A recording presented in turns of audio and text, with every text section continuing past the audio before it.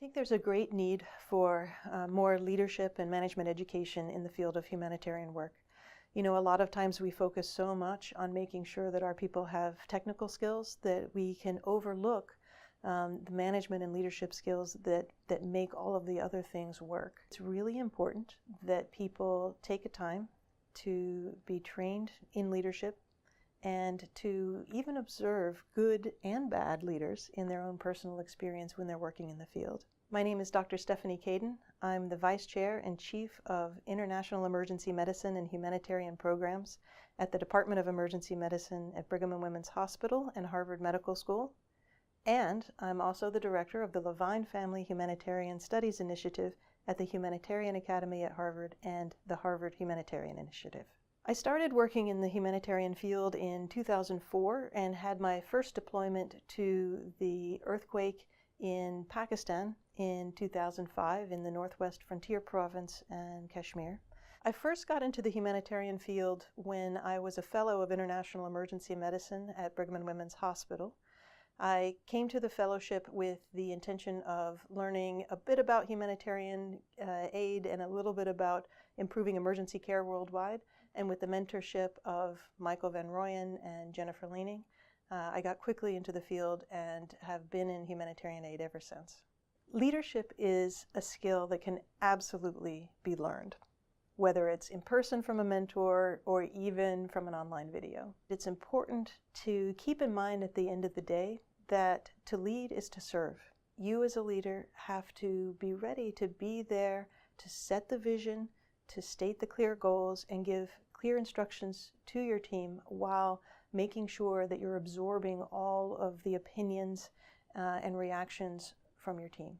The leader has many of the same tasks to do as other team members, but also the additional tasks of organizing, of thinking ahead, of looking after the team morale. And those are things that are well within the grasp of most humanitarian workers. I think my most memorable experience in the field was shortly after the 2010 earthquake in Haiti. A colleague of mine and I were helping at a field hospital. We saw over the course of several days the situation there deteriorate in a way that I hadn't seen before. And to make a long story short, there ended up being a small child, one of 200 of our patients who were all similarly terribly injured. He had had a terrible break in his leg, and over the course of the days we were there, he had gotten blood poisoning with a widespread infection. And because of a lack of access to surgery, which that team was not able to provide at the time, at about 3 in the morning, he began to die. And it was only at that time when the head surgeon, who was leading this whole team, trying to care for these 200 people, ran over to the boy's bedside and right in front of his mother and all the other patients screamed out, "Somebody give me a knife," because he was going to amputate the boy's leg there without anesthesia right in front of everyone in a misguided attempt to do something. The outcome of that case ended up not going well, but it did shine a light on the extreme difficulties that people face in trying to be humanitarian responders when they are not trained to do so. I think the first thing that a leader who's in a critical situation has to remember is to take care of him or herself so that they can be the best leader possible. It's important to get enough sleep, get enough to eat, and make sure that you're looking after yourself in the same way that you want to look after your staff. It's really difficult when you're in the field in a stressful situation to keep the team motivated day after day. What I'd recommend for that is to make sure that the team takes some time every day to decompress and to review really why you're there. Make sure you remind everybody of the ultimate goal, which is usually to help the local people, and also to help the team gain some perspective. This is an overwhelming business. When you see people who are struggling and starving and dying every day, it can be really hard not to get lost emotionally in that. And of course, your team will feel responsible for a lot of it. So it's important as a leader to bring some perspective.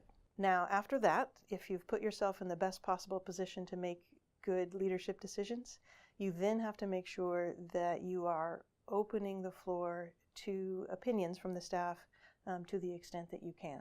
There are very few crisis situations that really require an autocratic leader to just bark instructions.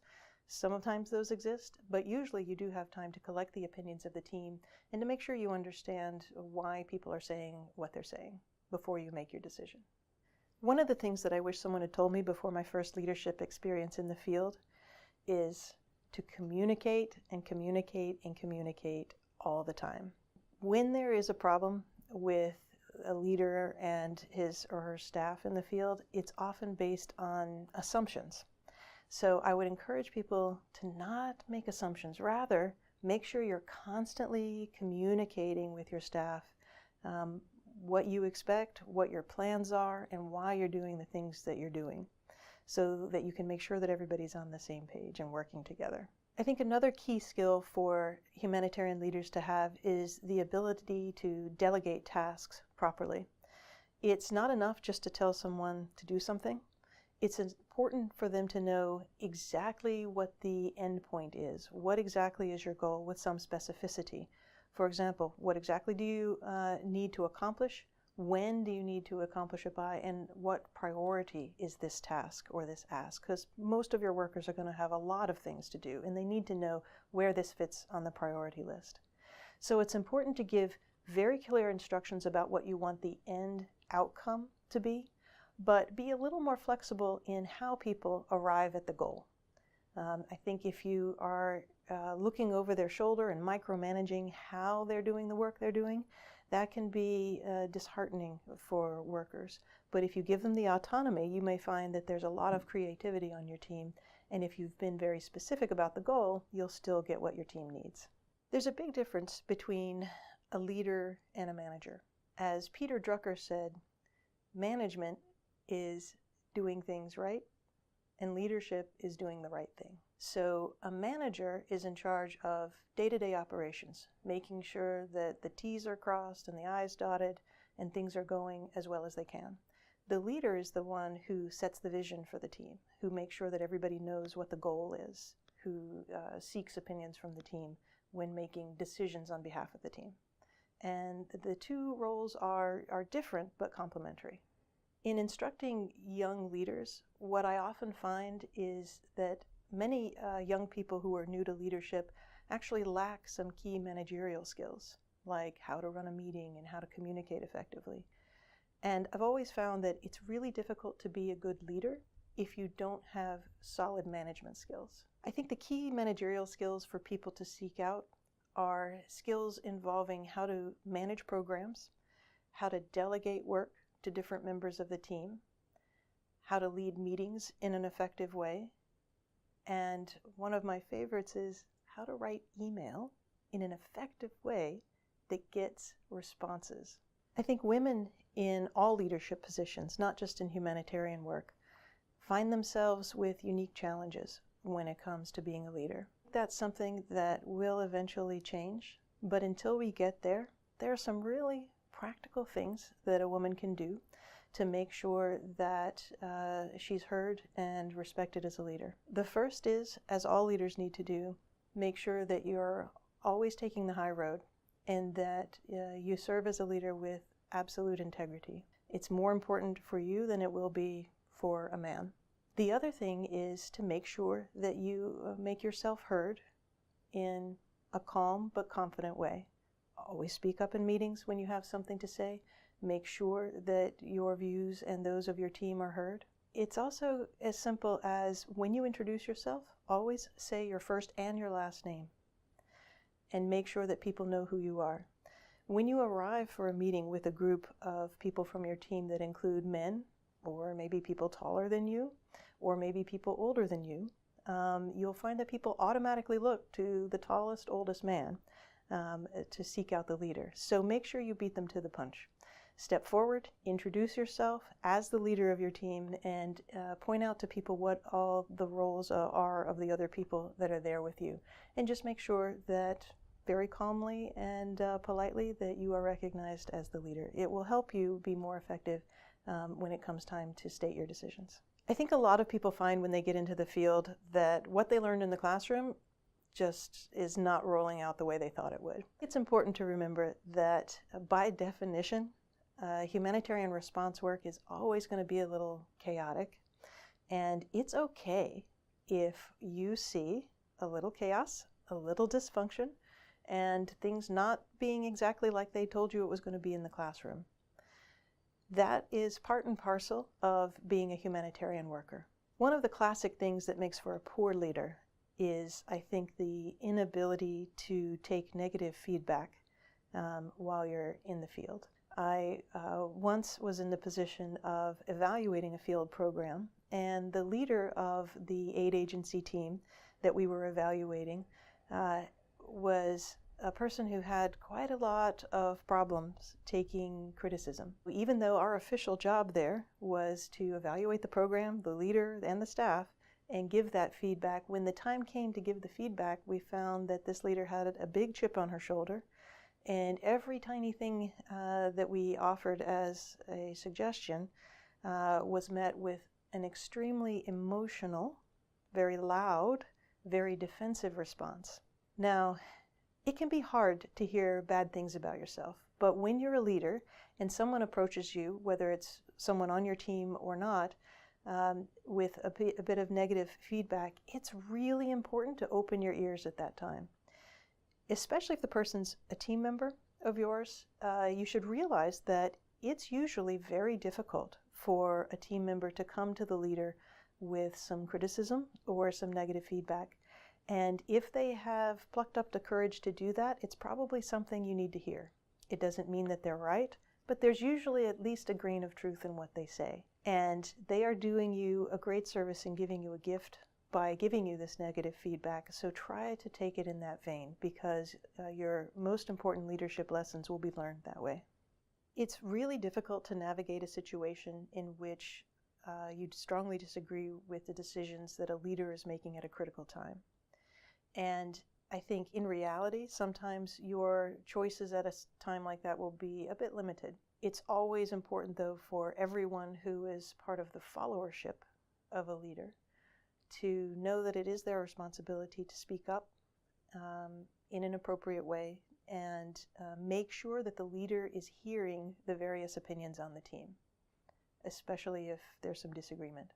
At the end of the day, usually the leader gets to call the shots. But as a follower, it's important that you do your job and make sure that your opinions are heard. I think for people just starting in the humanitarian field, it's important to realize that leadership starts on day one. Even if you are not yet in charge of people, you will probably find an opportunity to exert some leadership potential while you're working with a team. Unfortunately, in all parts of life, we find that there are a lot of people who are not quite ready for a leadership position, and you may be on a team where the leader is somebody who's not quite ready for the job. At those times, while it's not your goal to replace that leader and take over their job, there are many things that you can do as an observant follower to practice your emerging leadership skills. You can get a lot of leadership training just by being part of a team and helping to guide the team toward the success that they need in the field. One way is to make sure that the team is clear on its goals and mission. So if the leader that you have been assigned has not made clear what it is the team is supposed to do, you as a follower can practice your leadership skills by inquiring to the leader or summarizing and clarifying for the group of what the goals and the mission are. And you can do that in a way that is not threatening to your current leader, but still gets these things clarified for the team. Another way that you can use your emerging leadership skills when you're not yet the leader of your team is in keeping team morale high. Team morale is every team member's responsibility, but it is the duty of the team leader to try to make sure that the team is emotionally in a good place. If you find that your team leader hasn't really taken care of team morale, it's a good opportunity for you to try to lift the team's spirits by engaging them in some healthy and constructive relaxation or fun, not at anyone's expense. So It's a great way actually to identify yourself as a good leader in preparation for your next job. One of the most important things you can do as a leader is to express all the time your gratitude for having the team that you have. I have had wonderful experience as a leader and a lot of good successes as a leader. And I can tell you that when we've had successes, they have absolutely been attributable to my team, without question. And when we have had failures, they are my fault. It is the team leader's responsibility to get things done properly. And but I can tell you that you will never, as a leader, be solely responsible for your team's success. So make sure that people hear that, both that your team hears it, and more importantly, that your team hears it when you're speaking to people outside the team. Because you know what? It's going to be true. I think if people who are watching this video leave with one message, I'd just like to say that it's okay to relax and don't stress out about standing up to the responsibilities that you will have as a leader, because we are all human and so are you. We'll make mistakes, and it's all part of the learning journey of a leader. So while you should always give it your best, don't be too upset when you mess up, because you will mess up, and you'll mess up hopefully as fabulously as I have messed up in the past. And you know, if you're not falling flat on your face at a pretty regular interval, you're probably not learning. So I hope that everyone's learning continues.